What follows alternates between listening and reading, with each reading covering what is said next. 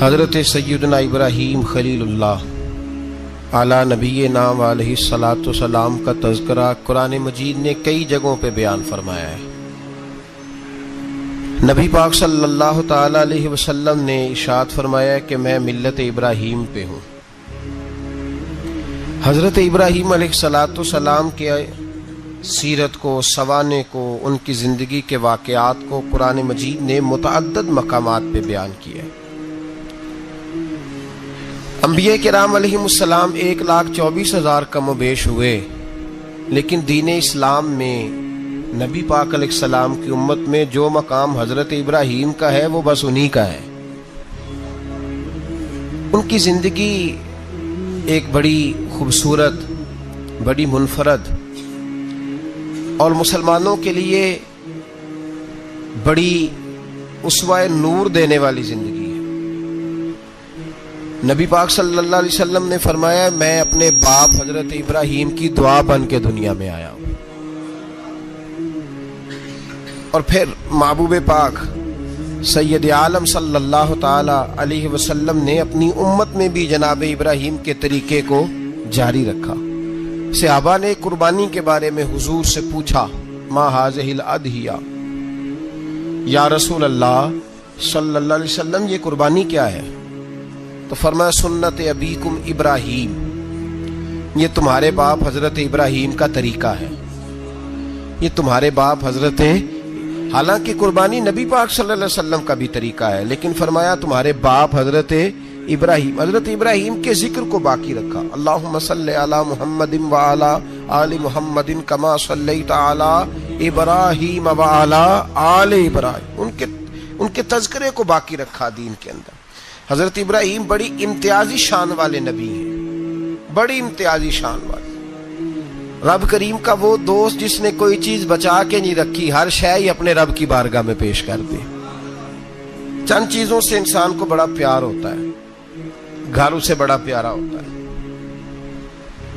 وہ بڑا خوبصورت ہوٹل، 5 سٹار ہوٹل میں رہا، وہ اسلام آباد گیا، کسی سفر پہ گیا تو بڑے اعلیٰ قسم کے اس کو کھانے ملے، بڑی چیزیں ملی، لیکن کبھی دائیں کروٹ کبھی بائیں کروٹ۔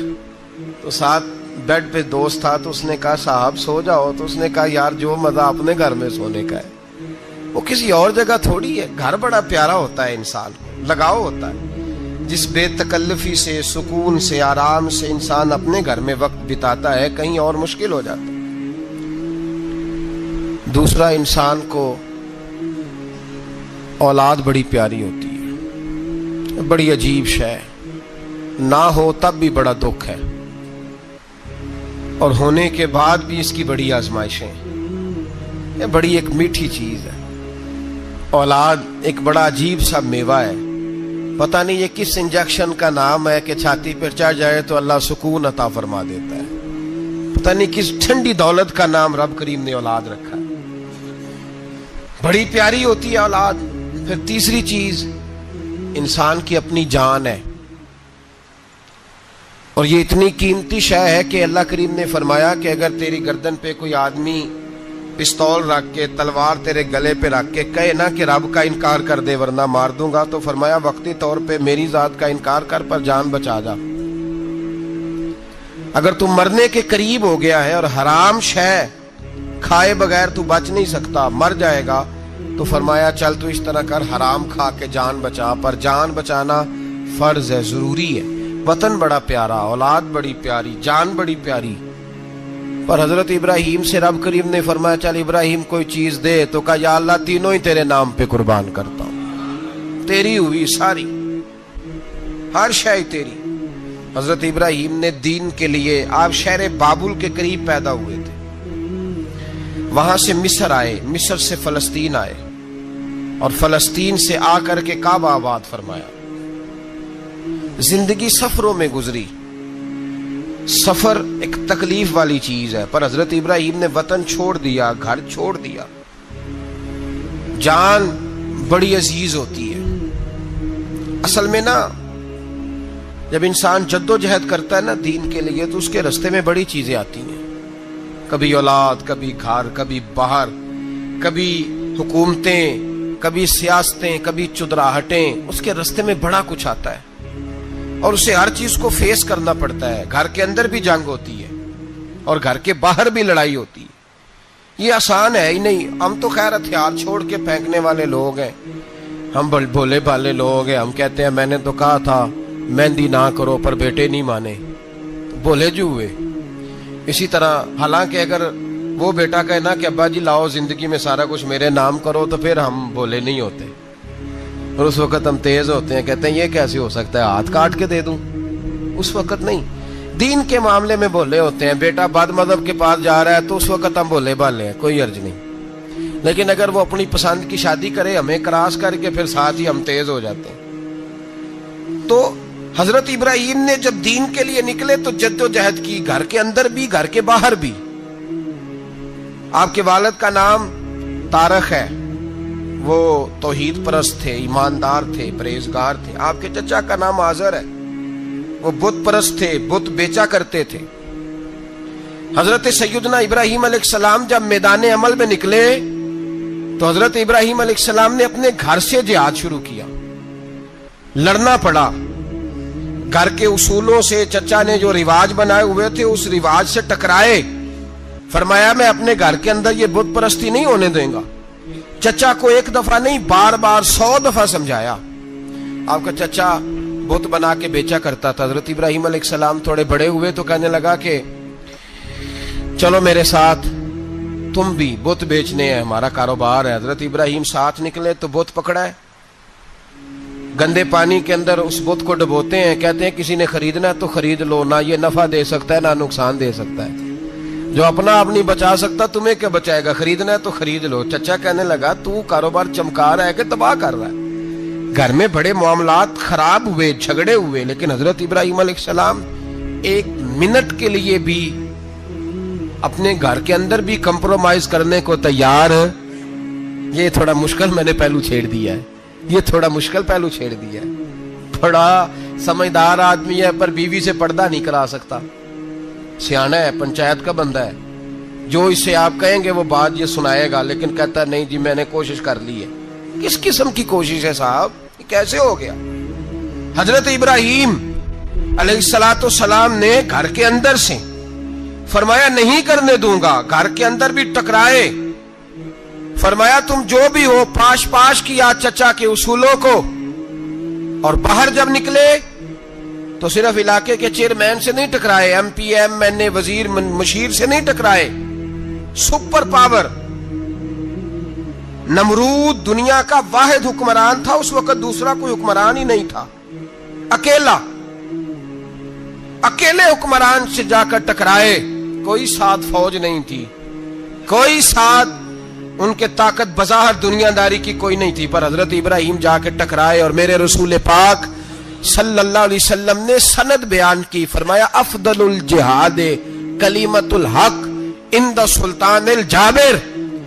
فرمایا سب سے افضل جہاد یہ ہے کہ تو ظالم بادشاہ کے سامنے کھڑے ہو کے حق بات بیان کر دے. یہ سب سے بڑا جہاد ہے. یہ سب سے افضل الجہاد کلمۃ الحق عند سلطان الجابر، سب سے بڑا جہاد. حضرت ابراہیم کھڑے ہو گئے، سپر پاور سے ٹکرائے. یہاں ہم لوگ حکمتوں کا شکار ہیں، دیکھیں گے، کریں گے، سوچیں گے. اور مولوی صاحب کو ویسے کہتے ہیں آپ پرہیز کریں سیاسی باتوں سے. بھئی اللہ کے ہر نبی نے جا کے وقت کے ظالم حکمران کو لتاڑا ہے، للکارا ہے. یہ تو مشن انبیاء ہے. حضرت سیدنا ابراہیم علیہ السلام نے جو اس کو جا کے کہا کہ تو جھوٹ بولتا ہے، تو جھوٹا ہے، تو خدائی کا دعویٰ کرتا ہے، تو بہت بڑا ظالم ہے. اور قرآن مجید نے اس ساری بات کو بیان فرمایا. حضرت ابراہیم علیہ السلام سے کہنے لگا میں رب ہوں. تو آپ نے فرمایا میرا رب تو وہ ہے جو زندہ کرتا اور مارتا ہے. تو پھر آپ حق بات بیان کریں گے تو اللہ مارے گا کہ بندہ مارے گا؟ کچھ بھی نہیں ہوتا، کیونکہ زندگی موت کس کے ہاتھ میں ہے؟ اللہ کے ہاتھ میں. زندگی موت اللہ، کچھ بھی نہیں ہوتا. انسان صحیح سمت کا تعین کرے اور صحیح چلے. حضرت علی شیر خدا سے کسی نے کہا تھا کہ آپ کے بڑی دشمنی ہے، کوئی محافظ رکھ لیں. آپ فرمانے لگے موت خود بہت بڑی محافظ ہے، وقت سے پہلے آتی ہی نہیں. بڑی محافظ ہے، وقت سے پہلے. علامہ نورانی رحمت اللہ تعالی علیہ کراچی جیسے شہر میں رہا کرتے تھے، جہاں گام گام پہ خطرہ تھا. लोगों ने कहा हजरत इतने बड़े लीडर हो, आपकी जमात की 62 सीटें हुई कौमी असेंबली में, एक ऐसा वक्त भी आया तो कोई एक आदमी बंदूक वाला, आप फरमाने लगे मुझे जरूरत ही नहीं, इसलिए कि जिस खुदा रसूल के लिए मैं निकला हूं वो खुद ही हिफाजत करने वाले हैं, जरूरत नहीं इन चीजों। तो भाई हजरत इब्राहिम टकराए और आपका अंदाज क्या है? जाके कहा कि तू नहीं, खुदा वो है जो जिंदा करता। और उसने एक बेवकूफों जैसी दलील दी। एक आदमी को कल फांसी देनी थी तो उसको बुलाया, कहने लगा तुझे कब फांसी है? उसने कहा कल। कहने लगा जा तुझे आजाद किया, जिंदगी दी, उसको छुट्टी दे दी। एक आम आदमी बेचारा बैठा था, उसको पकड़ के ना कहने लगा इसकी गर्दन उड़ा दो। कहने लगा देख लो मैं भी जिंदा करता और मारता हूं, वो जो कल मरने वाला था मैंने जिंदा कर दिया है, और जिसको पता ही नहीं था कि मैंने मरना है उसे पकड़ के मैंने मार दिया है। ये बेवकूफों जैसी दलील है। हजरत सैयदना इब्राहिम अलैहिस्सलाम चाहते तो उसी वक्त दलील तोड़ देते कि तू क्या बेवकूफों जैसी बात कर रहा है, अगर तू जिंदगी देता है तो मरे हुए में जान डाल के दे जिसको तूने मारा है। लेकिन हजरत इब्राहिम ने देखा कि बेवकूफ है, बेवकूफों से बहस नहीं होती, दलील बदल ली जाती है, उनकी अकल के मुताबिक बात की जाती है। हजरत इब्राहिम फरमाने लगे मेरा रब वो है जो सूरज मशरिक से निकालता है और मगरिब में गुरूब करता है, तू अगर रब है तो तू मगरिब से निकाल के मशरिक में गुरूब कर। फबुहितल्लज़ी कफर, काफिर लाजवाब हो गया, उसके पास इस चीज का कोई जवाब नहीं था। अल्लामा इस्माइल हकी ने खूबसूरत फिक्रा लिखा है, खूबसूरत जान डाल दी एक जुमला कह के। हजरत सैयदना अल्लामा इस्माइल हकी रहमतुल्लाह अलैह फरमाने लगे चूंकि नमरूद बेवकूफों जैसी बातें कर रहा था, अगर वो ये कह देता ना कि मैं सूरज को निकालता हूं मशरिक से, मैं गुरूब करता हूं माअज़ल्लाह मगरिब में मैं निकालता हूं, तो आप अपने रब से कहिए कि वो मगरिब से निकाल के मशरिक में गुरूब करे। अल्लामा इस्माइल हकी फरमाते हैं रब करीम की आवाज़े कुदरत थी, मालिक हजरत इब्राहिम अलैहिस्सलाम के इस, अगर वो कह देता और हजरत इब्राहिम दुआ कर देते तो रब करीम ने फरिश्तों को तैयार बिठाया हुआ था। फरमाया अगर ये कह दे मेरे खलील से कि सूरज मगरिब से निकाल के मशरिक में गुरूब करना है तो तैयार रहना, जिस तरह खलील कहेंगे वैसे ही कर देंगे। वत्तखज़ल्लाहु इब्राहीम खलीला, इब्राहिम हमारा दोस्त जो हुआ, जैसे कहेगा वैसे कर देंगे। हजरत सैयदना इब्राहिम अलैहिस्सलाम की बातों का जब जवाब ना दे सका, दलील नहीं बंदा देता, फिर लड़ाई करता है, फिर झूठे मोटे एतराज करता है। दलील खत्म होती है तो लोग जातियात पे उतरते हैं, कहते हैं ये खांसता सही नहीं, देखता सही नहीं। दलील खत्म, अब जातियात पे उतरे, कहने लगे मुझे पता चला है कि ये फलानी जगह गया था तो वहां जाके इसने इस तरह किया है। फिर लोग जातियात पे उतरते हैं, जब दलील का जवाब दलील से नहीं दे पाते फिर जातियात पर उतरकर हमले करते हैं। हजरत इब्राहिम के दलाइल का जवाब नमरूद ना दे सका तो कहने लगा कि इसको आग में डाल दो। कौम गई हुई थी सारी, आपने बात सुनी हुई है, मैंने सिर्फ इशारा देना है, मेले पे। तो हजरत सैयदना इब्राहिम अलैहिस्सलाम ने सारे बुत तोड़ दिए, कुल्हाड़ा बड़े बुत की गर्दन पे रखा, वापस आए, कहने लगे बुत किसने तोड़े हैं? तो फरमाया इससे पूछ लो जिसकी गर्दन पे कुल्हाड़ा है। कहने लगे ये तो बोल ही नहीं सकता। तो फरमाने लगे बड़े बेवकूफ हो, जो बोलता ही नहीं, सुनता ही नहीं, अपना आप नहीं बचा सकता, उसकी पूजा करते हो। कहने लगे पकड़ो, दलीलें खत्म हो गई, इसको आग में डालो। बहुत बड़ी हवेली 45 फुट मुरब्बा पे मुश्तमिल एक हवेली बनाई गई और 45 फुट ऊंची। मुख्तलिफ रिवायात, अल्लामा इस्माइल हकी कहते हैं कि 3 महीने तक नमरूद ने कहा कि इसके अंदर लकड़ियां डालो। लोग पूछने लगे कितनी दुनिया जलानी है? कहने लगा बंदा तो एक जलाना है, पर बंदा बड़ा तगड़ा है, एक बंदा। 3 महीने लकड़ियां डाली गईं। और लोगों की जो तुहम्मात होती है ना, वो बड़ी अजीब होती हैं। तुहम्मात मैंने बड़ी तफसील से रमजान मुबारक में गुफ्तगू की थी। बदशगुनी, तुहम्मात लोग लेते हैं, उस वक्त भी लोग तुहम्मात का शिकार हो गए। अकीदा बिगड़ जाता है तो वो अजीबो गरीब बातें करने लगता है, तुहम्मात का शिकार हो गए। बीबियां नजर मानती, मैं बीमार हूं, अगर सही हो गई तो इतने मन लकड़ी दूंगी हजरत इब्राहिम की आग जलाने के लिए। एक औरत लेके जा रही है लकड़ियां, तो एक नेक दिल आदमी ने उससे पूछा कहां जा रही हो? कहने लगी मैंने मन्नत मानी थी तो हजरत इब्राहिम अलैहिस्सलाम को माज़ अल्लाह जलाने के लिए लकड़ियां लेके जा रही हूं, तो वो रब करीम के बंदे कहने लगे तू ढूंढती रहेगी, तुझे वो जगह मिलेगी नहीं। वो बीबी कई महीने घूमती रही, जगह ही नहीं मिली जहां लकड़ियां डालनी, मारी गई। तो हम्माद का शिकार हुए बहुत सारे लोग। तो हम्माद का भाई, तो हम्माद दीन के अंदर मना है। तो हम्माद दीन में कोई नजर मानना, कोई किसी बुजुर्ग के मजार पे जाके साले सवाब के लिए कोई चीज मानना, ये तो दुरुस्त हुआ। लेकिन गैर शरी नजरें मान लेना कि मैं आग के गिर्द चक्कर लगाऊंगा, मैं जनाब वहां जाके ये वाला तमाशा करूंगा, मैं धागा बांधूंगा, मैं रस्सा काटूंगा, मैं वहां गंदे औं से पानी पीऊंगा, इनकी शरीयत इजाजत, ये तो हम्मात है, बदशगुनी है। दीन में इनकी कोई गुंजाइश। आप नजर मानने से पहले भी किसी आलिम से राब्ता करें कि मैं मन्नत मांगने लगा हूं तो कैसे माननी चाहिए, उसका तरीका पूछें। ऐसे ही गलत चीज की मन्नत थोड़ी मान ली जाएगी। 12 लामदाम बरसरे मतलब हजरत इब्राहिम के लिए आग जलाई गई, 45 फुट ऊंची आग है, परिंदा भी ऊपर से गुजरता है तो नीचे गिर जाता है जल के। इतने दिन लगा के आग जलाई गई। अब हजरत इब्राहिम को जलाया जाने लगा है। यहाँ तो मौजे है ना, जो किसी इदारे का सरबराह है उसके लिए मौज है, किसी जगह ऑफिसर बन गया तो मौज है, पीर साहब के लिए मौज है, अल्लामा साहब के लिए मौज है, खतीब साहब के लिए मौज है। जलना किसको पड़ता है? वाली कोई नहीं रहा इल्ला माशाअल्लाह। वो लोग गुजर गए जो तकलीफें सह के काम करते थे, गुजर गया जमाना। हजरत सैयदना इब्राहिम अलैहिस्सलाम को जलाया जाने लगा है, तो अब इतनी बड़ी आग है तो डाले कैसे?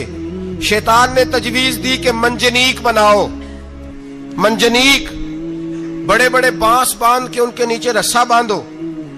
वो जिस तरह झूलने के लिए झूला बनाया जाता है, इस तरह एक मंजनीक पुराने जमाने में उसमें पत्थर रख के फेंके जाते थे दुश्मनों पे। वो मंजनीक बनाई गई कि दूर से हजरत इब्राहिम को फेंकेंगे। हाथ हजरत इब्राहिम के बांध दिए, पांव मुबारक बांध दिए, पूरी जमीन पे एक नाम लेने वाला खुदा का। और उसको आज रस्सियों में जकड़ा हुआ है।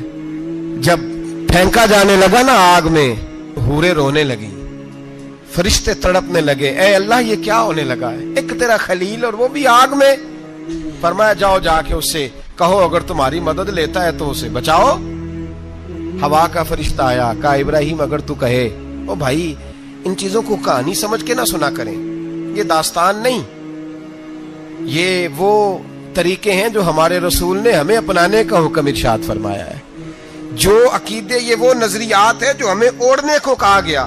अपने रब करीम की रिजा पे राजी रहने के ये वो खूबसूरत मौके हैं सूफिया ने जिनको बनाकर समझाकर हम तक पहुंचाया है। ये है अहले तरीकत की बातें। वो कहते हैं यार जिस हाल में रखे राजी रहना है। हजरत इब्राहिम अलैहिस्सलाम को फेंका जा रहा है, फरिश्ता आया, ए अल्लाह के खलील अगर हुक्म दो तो इतनी हवा चलाऊं कि नमरूदी जल जाए सारे, आग उन पे फेंक दी जाए। आपने फरमाया तू जा, तुझसे मुझे कोई काम नहीं। थोड़ी देर के बाद पानी का फरिश्ता आया, कहा हुजूर इतनी बारिश बरसाऊंगा कि आग बुझ जाएगी। फरमाया तू जा, तुझसे कोई काम नहीं। अब जब मंजनीक में रख दिए गए, आग में जाने का लम्हा है, तैयारी है, हजरत जिब्रील अमीन हाजिर खिदमत हुए। कहा इब्राहिम कोई हाजत? फरमाया तुझसे कोई नहीं। कहा चलो मुझसे नहीं तो रब करीम से ही बात कर लो, मुझे पता है मैं छोटा हूं, आप मुझसे मदद क्यों लोगे, रब करीम से ही बात कर ले। तो हजरत इब्राहिम कहने लगे जिब्रील ये बता, रब को नहीं पता उसका खलील किस हाल में है? उसे नहीं पता मैं किस हाल में हूं? मेरे हाथ बंधे हैं, पैर बंधे हैं आग में, उसे नहीं पता? बताया तो उसे जाता है जिससे खबर ना हो। तो अगर उसे पता है, तो अगर वो जलाने पे राजी है तो मैं भी जलने को तैयार हूं, मैं तैयार हूं, मैं तैयार हूं। उसे कहो ठीक है। हजरत सैयदना इब्राहिम अलैहिस्सलाम को मंजनीक में डाल के जो फेंका आग में, या नारुकूनी बरदम व सलामन अला इब्राहिम, अल्लाह ने फरमाया ए आग मेरे इब्राहिम पे ठंडी भी हो जा और सलामती वाली भी हो जा। हजरत इब्राहिम को दो फरिश्तों ने बिठा दिया जमीन पे, फूल खिले हैं, कौंपले महक रही हैं, कलियां खुशबू दे रही हैं। हजरत इब्राहिम ने सर सजदे में रख दिया, सुबहान अल्लाह वल्हम्दुलिल्लाह वला इलाहा इल्लल्लाह वल्लाहु अकबर। हजरत इब्राहिम अल्लाह की तस्बीह पढ़ने लगे, रब करीम का शुक्र बजा लाने लगे। निकले वहां से, कुछ दिन गुजर गए, निकले, हुक्म हो गया इब्राहिम इलाका छोड़ दो। हजरत इब्राहिम अलैहिस्सलाम वहां से निकल के मिस्र आए, चचा के पास ठहरे। انہوں نے اپنی بیٹی جناب سارہ کا نکاح کر دیا. کچھ آگے بڑھے تو ایک ظالم بادشاہ سے ٹکرائے. اس نے ایک شہزادی ایک بادشاہ کی بیٹی قید کی ہوئی تھی, جناب ہاجرہ نام تھا. ان کو قید سے چھڑا کے ساتھ لائے. حضرت لوط علیہ السلام بھی ساتھ. یہ 4 لوگوں کا قافلہ چلا. فلسطین میں جا کے پڑاؤ ڈالا, گھر بار چھوڑا, تبلیغ شروع ہوئی. حضرت ابراہیم کے گھر میں 2 خواتین ہیں, ایک آپ کی بیوی ہیں, ایک حضرت ہاجرہ ہے. اولاد کوئی نہیں. بڑا میوہ ہے میٹھا. گھر وہی آباد ہوتا ہے جس میں بچے روتے ہیں. گھر ہوتا ہی وہ ہے جس میں بچوں کی چنچناہٹ ہوتی ہے, بھن بھناہٹ ہوتی ہے. حضرت ابراہیم نے ایک بچہ روتے ہوئے دیکھا تو آنکھوں میں آنسو آئے. کہنے لگے ربی ہب لی من الصالحین, یا اللہ مجھے بھی نیک اولاد عطا کر دے. حضرت سارہ نے سن لیا. کہنے لگی ابراہیم شاید میرے بطن سے تو آپ کو نصیب نہیں, ہاجرہ سے نکاح کر لو. جناب ہاجرہ سے نکاح ہوا. اللہ تو بڑا بے نیاز ہے.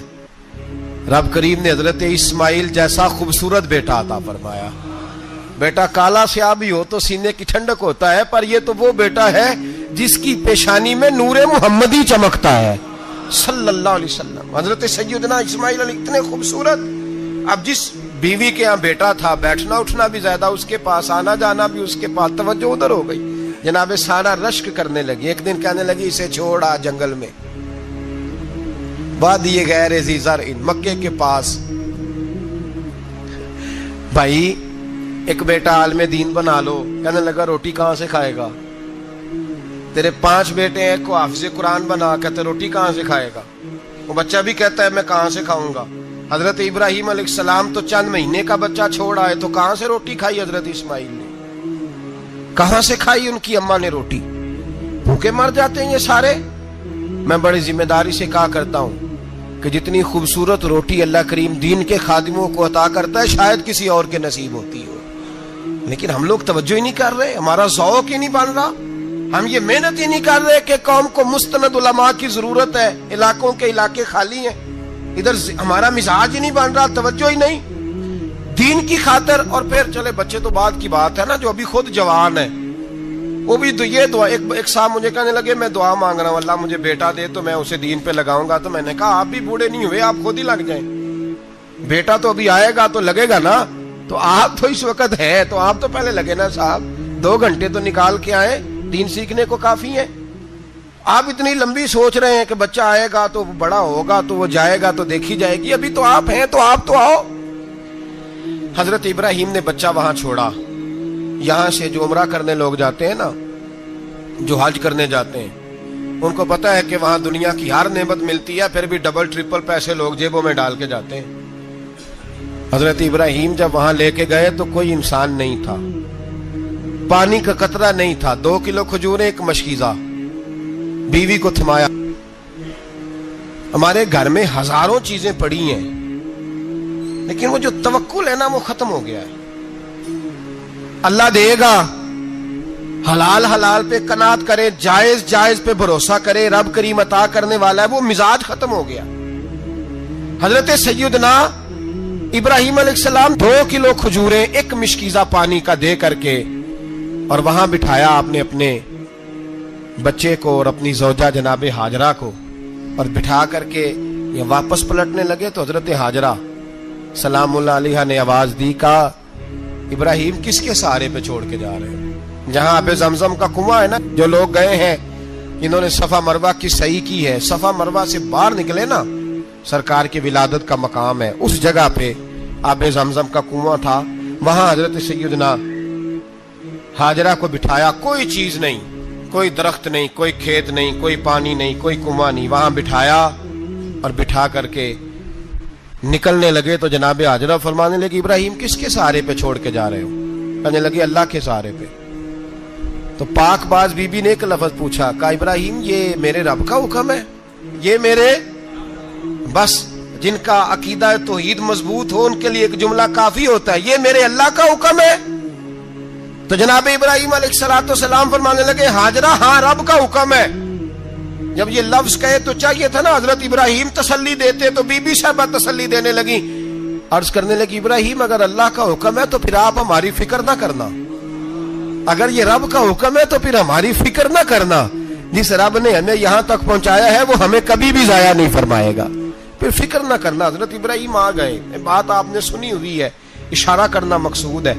13 سال میں چلے مان بھی لیا جائے بعض روایات کی روشنی میں کہ آتے جاتے بھی رہے, لیکن مکمل دیکھ بھال اپنے بچے کی پرورش میں پورا حضرت ابراہیم علیہ السلام کا کردار, سارا کردار ماں کا تھا.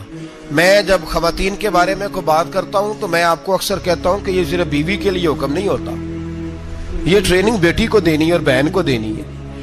یہ تربیت کرے اپنے گھر میں. میں تجربے کی روشنی میں یہ بات عرض کیا کرتا ہوں کہ بھائی بچے باپ کے فرما بردار اس وقت ہوتے ہیں جب اماں انہیں باپ کا فرما بردار کرتی ہے, اور بچے باپ کے نافرمان بھی تب ہوتے ہیں جب اماں انہیں باپ کا. میں نے اپنے کانوں سے سنا ایک دفعہ ایک بچہ اپنے باپ سے کہہ رہا ہے آپ نے تو ساری زندگی باہر گزار دی, پیسے کمانا کون سا مشکل کام ہے, دکھ سکھ تو سارے اماں نے برداشت کیے, سکولوں میں وہ جاتی تھی, فلانا کام وہ کرتی تھی, فلانا کام. اب یہ سوچ اس کی ذاتی تو نہیں, یہ اس کو دی گئی ہے. اور اگر اس کو یہ سوچ دے دی جائے کہ اماں کہے کہ میں تو اپنوں میں رہی ساری زندگی, میں نے تو اپنوں میں وقت گزارا, اور تیرا باپ تو کئی دفعہ جنازے بھی نہیں پڑھ سکا, نے تو ماں باپ ایسے دفن کر دیے, وہ اگر یہ سوچ فراہم کرے تو پھر بچہ باپ کا فرما بردار ہوتا ہے. اور یہ والی روایتیں ہم بیوی کو سناتے ہیں, حالانکہ کس کو سنانی چاہیے بولیے؟ بہن اور بیٹی کو. بہن اور بیٹی کو سنائیں یہ باتیں, ان کو سمجھائیں تاکہ آگے جا کے وہ جو گھر ترتیب دے وہ گھر بڑا عمدہ اور نکھرا ہوا ہو.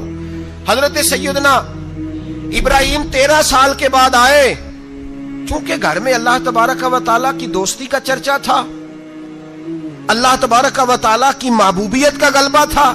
13 سال کے بعد فلما بالغ معہ سعیا, بیٹا جب اتنا بڑا ہوا کہ سال چلنے لگا تو حضرت ابراہیم نے اپنے بیٹے کو بلا کے کہا بیٹا مجھے خواب آئی ہے, میں تجھے ذبح کر رہا ہوں, تیری کیا رضا ہے؟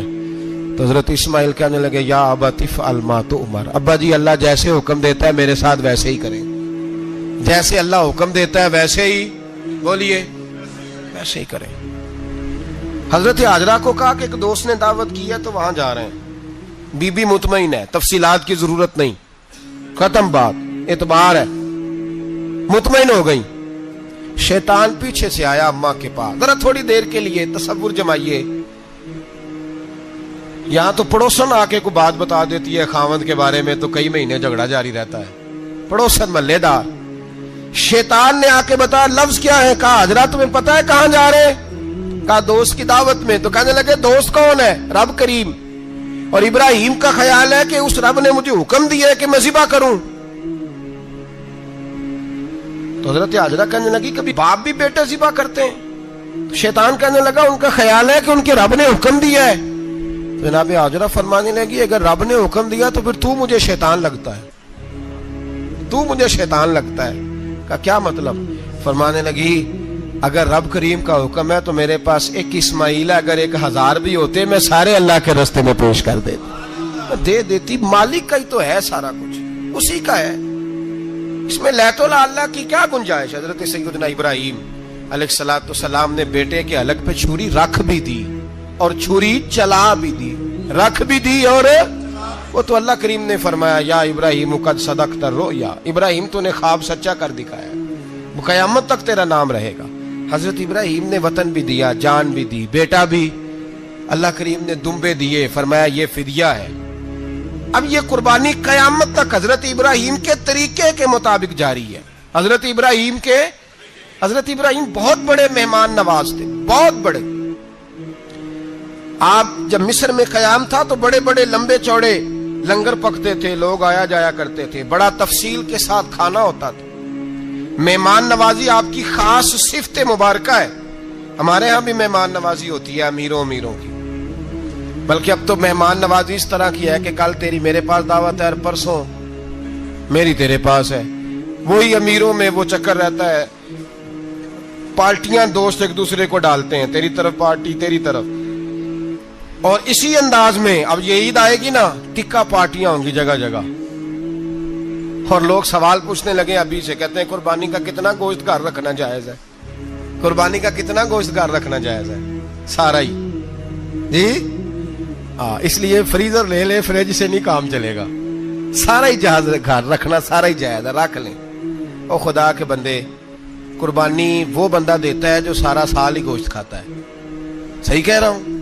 قربانی صاحب نصاب صاحب استطاعت بندہ دیتا ہے نا، تو وہ سارا سال ہی گوشت، تو سارا گھر میں رکھنا بھی جائز ہے، لیکن سارا دے دینا بھی۔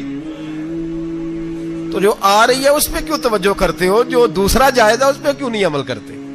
سارا تقسیم کر دیں، بات ختم ہوئی۔ یقین کریں، محرم میں جا کے دوست ٹیلی فون کر کے سوال پوچھتے ہیں، کہتے ہیں صاحب سنا ہے قربانی کا گوشت محرم میں کھانا جائز نہیں۔ میں کہ نہیں، ربیع الاول چ بھی جائز جے، رجب رمضان تک کھاؤ، کوئی بندہ نہیں منع کرتا، اس لیے کہ کسی کو دینا تو پسند ہی نہیں، یا پھر اس میں سے جو خاص خاص چیزیں ہیں وہ اپنی فریج میں، اور باقی جو ہے وہ دوسروں کے لیے۔ یہ کیا طریقہ ہے ہمارا؟ اور اسی پہ عمل ہے۔ اللہ تبارک و تعالی ہمیں سمجھنے کی توفیق عطا فرمائے۔ حضرت ابراہیم بہت بڑے مہمان نواز تھے، صرف قربانی نہیں دیتے تھے، سارا سال بہت سارا لنگر، بہت سارا کھانا پینا، بہت ساری چیزیں جاری رہتی تھی۔ اور جتنے غریب لوگ تھے فلسطین کے، ان کو پتا تھا کہ حضرت ابراہیم علیہ السلام کا لنگر جاری ہے فلسطین میں جب آپ کا قیام تھا۔ ایک دفعہ ڈھیروں مہمان آ گئے اور کھانے کو کوئی چیز نہیں۔ حضرت سارہ اور جناب ہاجرہ دونوں اس وقت موجود تھیں۔ وہ کہنے لگی ابراہیم بہت سارے مہمان آ گئے تو کیا کریں؟ جناب سارہ کہنے لگی کس طرح کر کے ان کی مہمان نوازی کرنی؟ اور حالات یہ ہیں کہ قحط پڑا ہوا ہے فلسطین میں، مصر میں، دور دراز علاقوں میں۔ تو حضرت ابراہیم کہنے لگے یہ اللہ کے مہمان ہیں اور ہمیں رب کریم کا بندہ سمجھ کے آ گئے، اللہ ہی بندوبست کرے گا۔ فرمانے لگے میرا مصر میں ایک دوست ہے، وہ قحط کے دنوں میں غلہ جمع کر لیتا ہے، میں اس کی طرف پیغام بھیجتا ہوں، مجھے امید ہے وہاں سے غلہ ملے گا۔ 2 3 5 اونٹ والے غلام بلائے اور ان کو کہا کہ جاؤ غلہ لے آؤ مصر کے دوست سے۔ وہ لوگ کہتے ہیں ہم غلہ لینے گئے، وہاں جب پہنچے تو حضرت ابراہیم خلیل اللہ علیہ السلام کا پیغام دیا تو آپ کا وہ دوست کہنے لگا غلہ تو بے شمار تھا، مجھے خبر نہیں تھی کہ حضرت ابراہیم کا پیغام آئے گا، تو میں تو سارا تقسیم کر چکا ہوں، لوگ لے گئے، اب تو کوئی شے نہیں۔ اب وہ خالی آ گئے 5 کے 5 اونٹ۔ جب خالی آئے تو حضرت ابراہیم کی حویلی کی دیواریں چھوٹی چھوٹی تھیں، ان غلاموں میں سے، خادموں میں سے، آپ کے ان چاہنے والوں میں سے ایک کہنے لگا یار وہ غریب تو انتظار کر رہے ہوں گے کہ غلہ لینے گئے ہیں، ہمیں روٹی ملے گی۔ چھوٹی چھوٹی دیواریں ہیں، وہ جب دیکھیں گے نا خالی آ گئے تو انہیں تکلیف ہوگی، اس طرح کرو بوریوں میں ریت بھر لیتے ہیں، ریت بھر کے لے جاتے ہیں، بعد میں اندر رکھ کے انہیں سمجھا بہلا لیں گے یا حضرت ابراہیم کو بتائیں گے، وہ خود ہی ان لوگوں کی دل جوئی فرمائیں گے۔ اب غلہ کی جگہ ریت بھر کے اونٹوں پہ رکھ کے لائی گئی، لا کے بوریاں جب رکھ دی گئیں، حضرت ابراہیم علیہ السلام دوپہر کے وقت آرام فرما رہے تھے، بی بی سارہ اٹھی، کہتی ہیں جب میں نے دیکھا نا کہ بوریاں پہنچ گئی ہیں تو گئی، غلام کو ساتھ لیا اور اس کو جب کھولا نا تو کہتی اتنی حسین گندم میں نے پہلے کبھی دیکھی نہیں تھی، اتنا پیارا دانا میں نے کبھی ملاحظہ ہی نہیں کیا تھا۔ فرماتی ہیں جب اس کو پیس کر چکی میں روٹیاں پکائیں تو خوشبو دور دور تک پھیل گئی، اعلیٰ غذا بنی، بڑے بڑے کھانے بیبیوں نے مل کے پکائے، چن دیے گئے، حضرت ابراہیم اٹھے تو لوگ کھانا کھا رہے ہیں، سجدہ شکر ادا کیا، اور جب سجدے میں گئے تو وحی آنے لگی، پھر رونے لگے۔ جب پلٹ کر باہر تشریف لائے تو جناب سارہ کہنے لگی ابراہیم تمہارا مصری یار بڑا اچھا ہے، اس نے اتنی اعلیٰ گندم بھیجی ہے کہ اتنی تو میں نے پیاری گندم کبھی دیکھی نہیں۔ جناب ابراہیم مسکرائے، فرمانے لگی سارہ یہ مصری یار نے نہیں بھیجی، یہ میرے عرشی یار نے بھیجی ہے، یہ میرے عرشی یار نے بھیجی ہے۔ بھائی مہمان نوازی مزاج تھا، ہاتھ لٹا دینا مزاج تھا، دوسروں کی اشک شوئی مزاج تھا۔ حضرت ابراہیم علیہ السلام کا طریقہ ہے قربانی، حضور نے ان کا طریقہ بیان کیا۔ اگر سال کے بعد قربانی دینا ان کا طریقہ ہے تو سارا سال غریبوں کو روٹی دینا بھی حضرت ابراہیم کا طریقہ ہے، سارا سال غریب کی نوکری کرنا یہ بھی حضرت ابراہیم کا طریقہ ہے، بھوکے کو کھانا کھلانا یہ بھی۔ میرے مصطفیٰ کریم سید عالم صلی اللہ علیہ وسلم سے صحابہ نے پوچھا حضور بہترین مسلمان کون ہے؟ بہترین مسلمان؟ تو حضور نے فرمایا جو سلام لینے میں پہل کرے اور غریب کو روٹی کھلانے میں سب سے اچھا ہو، وہ بہترین مسلمان ہے، زبردست مسلمان۔ ہمارے ہاں دعوتیں ہوتی ہیں تو امیروں کی، افطاریاں ہیں تو امیروں کی، اور میرے مصطفیٰ کریم علیہ السلام نے فرمایا بدترین دعوت ہے جس میں امیر بلائے جائیں غریب نہ بلائے جائیں، وہ بدترین دعوت۔ حضرت ابراہیم کا طریقہ رہا ساری زندگی مہمان نوازی. اور دوسرا ان کا مزاج تھا, اللہ سے پیار ہو گیا تھا نا. جب رب کریم سے محبت ہوتی ہے نا اور محبت کا احساس ہوتا ہے دل میں, پھر سجدے لمبے ہوتے ہیں. عام آدمی تو نماز بھی نہیں پڑھ سکتا, جسے خدا سے محبت ہوتی ہے وہ تہجد بھی نہیں چھوڑ سکتا. وہ یہ محبت کی بات ہے نا, جس کو پیار ہوتا ہے اس کی تہجد بھی ہے, اس کی اشراق بھی ہے, چاشت بھی ہے, اس کے عمرے بھی ہیں, اس کے حج بھی ہیں, اس کے بار بار کعبۃ اللہ کے دیدار بھی ہیں. یہ محبت الہی ہے, جوش مارتی. ان لوگ سجدہ کرتے ہیں تو اٹھتے ہی نہیں. اللہ کے بندوں سے پیار کرتے ہیں, اللہ کی. حضرت ابراہیم کو رب کریم سے اتنی محبت تھی, اتنا پیار تھا کہ وہ آپ کی زندگی کے ہر پہلو سے چھلکتا تھا. ایک وقت ایسا آیا کہ اللہ تعالیٰ نے حضرت ابراہیم کو بہت زیادہ مال عطا فرمایا. اتنے اونٹ گنے نہیں جاتے, گائیں اتنی زیادہ کہ شمار نہیں ہوتی, بکرے بکریاں اتنی زیادہ کہ شمار, بہت زیادہ مال اللہ نے عطا فرمایا. اور ابھی کچھ عرصہ پہلے آپ پیچھے جائیں نا تو جو لفظ مال تھا وہ روپے پہ تو بولا ہی نہیں جاتا تھا, وہ جانوروں پہ بولا جاتا تھا. بہت زیادہ مال اللہ نے دیا, بکریاں, گائیں, اونٹ, بیل, بڑا کچھ. تو رب کریم نے فرشتوں سے فرمایا کہ واتخذ اللہ ابراہیم خلیلا, ابراہیم میرا دوست ہے. تو فرشتے کہنے لگے یا اللہ جسے اتنا کچھ دیا جائے اس نے دوست تو بننا ہی ہوتا ہے, تو نوازا ہی پڑا ہے, اتنا مال, اتنے کھیت کھلیان, اتنا کچھ. اللہ کریم نے فرمایا جاؤ آزمائش کر لو, امتحان لے لو. فرشتہ امتحان لینے پہنچ گیا. حضرت ابراہیم کے جانور چر رہے ہیں چراگاہ میں, حضرت ابراہیم بھی ہیں, غلام بھی ہیں, بہت بڑا ریوڑ ہے. آپ تشریف فرمائیں. ایک فرشتہ آیا تو کھیت میں چھپ کے بیٹھ گیا اور بلند آواز سے کہنے لگا سبحان اللہ والحمد للہ ولا الہ الا اللہ واللہ. یہ تسبیح بڑی پسند ہے, محبوب نے ان کی فضیلت بیان کی. اب وہ حضرت سیدنا ابراہیم علیہ السلام کھڑے تھے تو وہ کھیت میں بیٹھ کے تسبیح پڑھنے لگا سبحان اللہ والحمد للہ ولا الہ الا اللہ. حضرت ابراہیم کہنے لگے یہ میرے رب کا نام کون لے رہا ہے, بڑی اس کی میٹھی آواز ہے, بڑی کون ہے. ڈھونڈنے لگے, گھومتے گھومتے اس کے پاس چلے گئے, فرشتہ انسانی شکل میں. تو میرے رب کا ذکر کر رہا تھا؟ اس نے کہا میں ہی کر رہا تھا. فرمانے لگے یار ایک دفعہ پھر نہیں کرتا. تو کہنے لگا ابراہیم پہلے تو میں اپنی مرضی سے کر رہا تھا, تو کہتا ہے تو پیسے لگیں گے, پیسے ہیں تو کر دیتا ہوں. حضرت ابراہیم کہنے لگے بول تو کیا لے گا, میرے اللہ کا ذکر سنانے کا کیا لے گا. کہنے لگا جتنی بکریاں آپ چرا رہے ہیں ساری دے دے تو میں اللہ کا ذکر سنا دیتا ہوں. اور آپ نے فرمایا بس جا تیری ساری ہوئی, میرے رب کا ذکر سنا. اور پھر شروع ہو گیا سبحان اللہ الحمد للہ ولا الہ الا اللہ واللہ اکبر. حضرت ابراہیم علیہ السلام کیف میں, یار پھر ذرا سنا, نہ علما وچ پھسا سانو, تو یار دی گل سنا سانو, ذرا دوبارہ سنا. پھر سنایا, ایک دفعہ پھر کہا. فرشتہ کہنے لگا بس جی آپ کے پیسے پورے ہو گئے. حضرت ابراہیم کہنے لگے چل ایک دفعہ اور سنا. کہنے لگا پیسے لگیں گے, تو کیا لے گا. کہنے لگا گائیں بھینسیں ساری میری. فرمایا بس یار اتنی قیمت, تو سنا صحیح, سارا کچھ ہی تیرا. پھر شروع ہو گیا سبحان اللہ والحمد للہ ولا الہ الا اللہ واللہ اکبر. گائیں دے دیں, بھینسیں دے دیں, وہ ذکر سناتا ہے. حضرت ابراہیم کبھی مچلتے ہیں, کبھی روتے ہیں, کبھی آہیں بھرتے ہیں. تو میرے رب کا نام لے رہا ہے, ذرا پھر سے لے. کیف جاری ہے. کہنے لگا بس بھائی. حضرت ابراہیم فرمانے لگے تو اور لے لے جو لینا ہے, مجھے ذکر سنا. اس نے کہا ابراہیم بکریاں میں لے چکا, گائے بھینسیں میں لے چکا, اونٹ رہ گئے, سارے لے لوں گا پھر ذکر سناؤں گا. فرمایا جا تیرا ہوا تو ذکر سناتا رہ, میں دیتا ہوں. دے دیا, کچھ دیر ذکر کیا تو اب خاموش ہو گیا.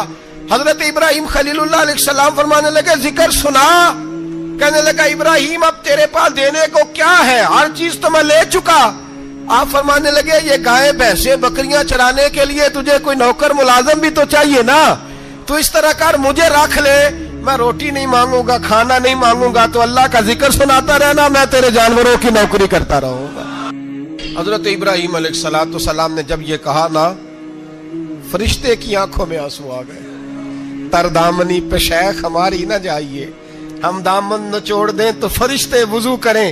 فرشتہ رو پڑا اور کہنے لگا ابراہیم مجھے سینے سے لگاؤ, آپ واقعی اس قابل ہے کہ اللہ آپ کو اپنا دوست بنائے, واقعی اس قابل ہے کہ رب آپ کو اپنا. حضرت ابراہیم علیہ السلام کا خدا سے محبت کرنے کا نرالا انداز.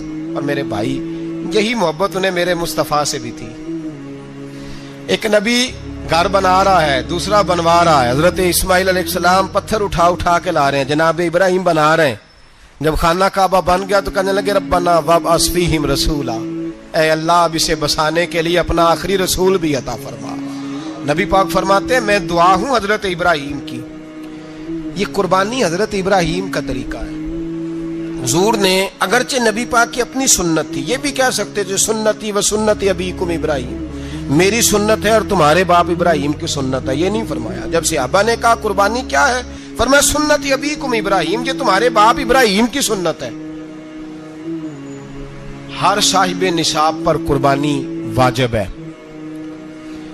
جو زکوٰۃ کا نصاب رکھتا ہو اس پر قربانی واجب ہے، یعنی ضروریات سے زیادہ اتنے پیسے جتنے پیسوں سے زکوٰۃ فرض ہوتی ہے، اتنے پیسے جس آدمی کے پاس قربانی سے پہلے پہلے آ جائیں اس آدمی پر قربانی کرنا واجب ہے۔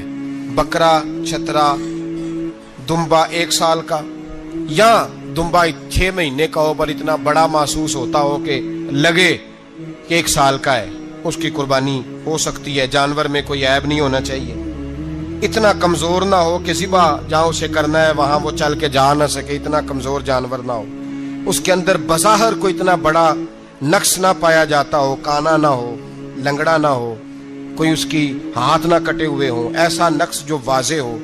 بکرا 1 سال کا، گائیں اور بھینس یہ 2 سال کی، اونٹ 5 سال کا۔ اب اس میں یہ ہے کہ ہمارے بہت سارے دوست چونکہ ہم دیہاتی لوگ ہیں تو پوچھتے ہیں کہ دوندا نہیں ہے تو چوگا نہیں ہے، تو یہ ہماری پنجابی کی اصطلاحات ہیں، پنجابی کی۔ شریعت اسلامیہ نے سال بتائے ہیں، یہ تو ہم نے اپنی آسانی کے لیے، یا دیہاتوں میں جو ماحول تھا اس طرح کا جانور لیں، خوبصورت جانور لیں۔ جو نصاب ہے وہ بھی میں نے آپ کو بتایا، لیکن ایک اور پہلو بھی ہے۔ نبی پاک صلی اللہ علیہ وسلم پہ زکوٰۃ کبھی فرض نہیں ہوئی، کبھی حضور پہ زکوٰۃ فرض نہیں ہوئی۔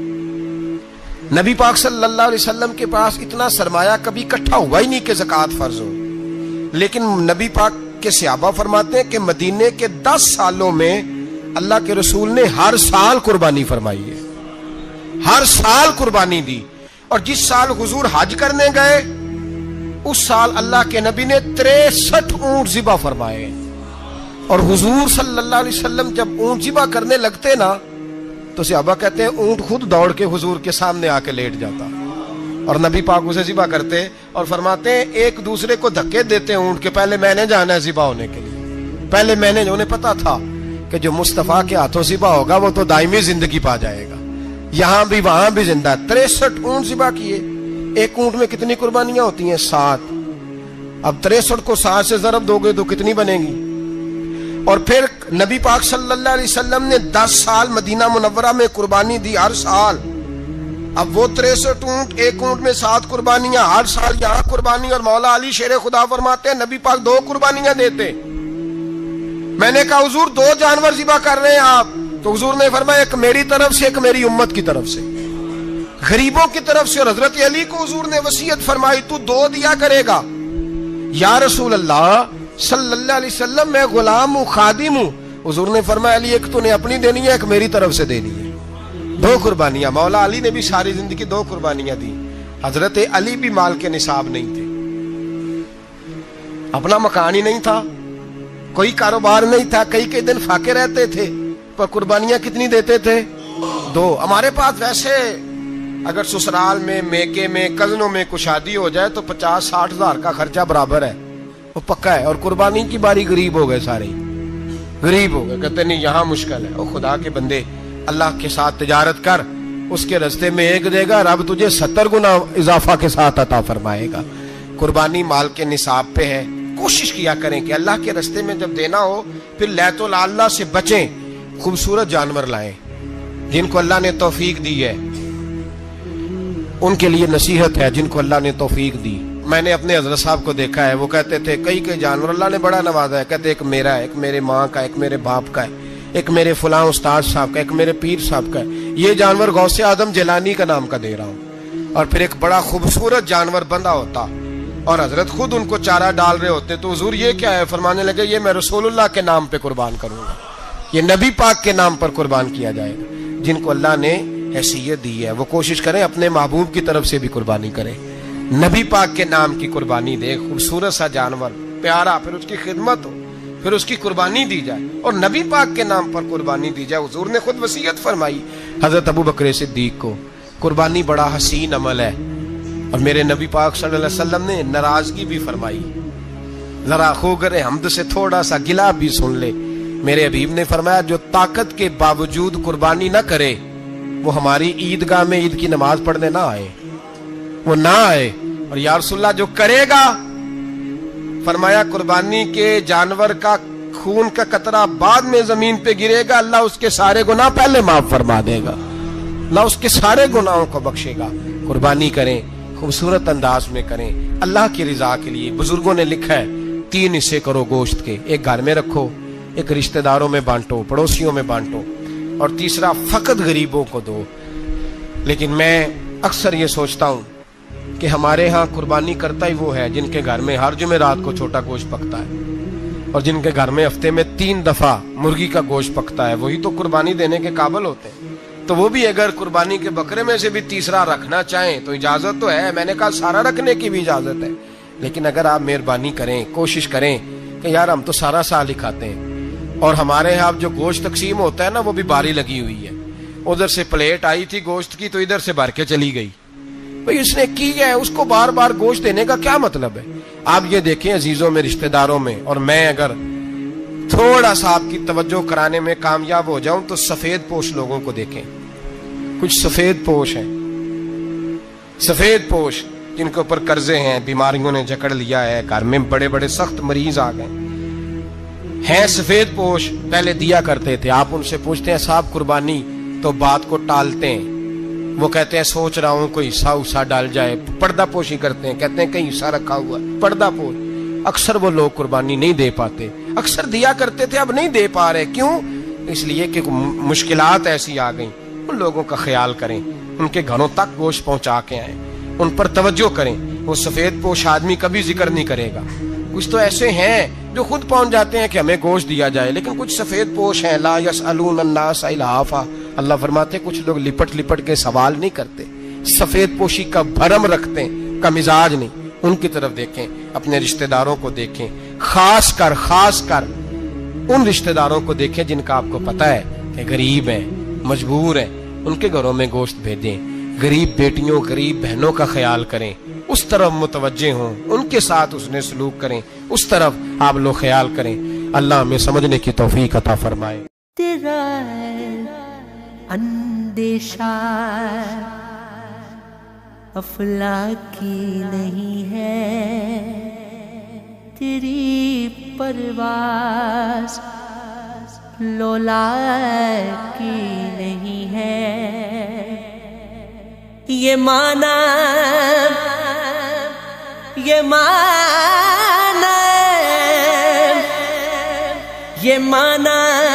اصلی شاہینی ہے تیری آنکھوں میں باقی نہیں ہے، وہ میرا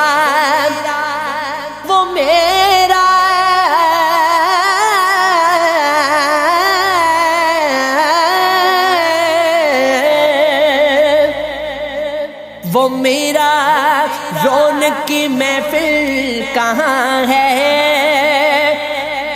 میری بجلی میرا حاصل کہاں ہے، مقام اس کا ہے دل کی خلوتوں میں، خدا جانے مقام دل کہاں ہے۔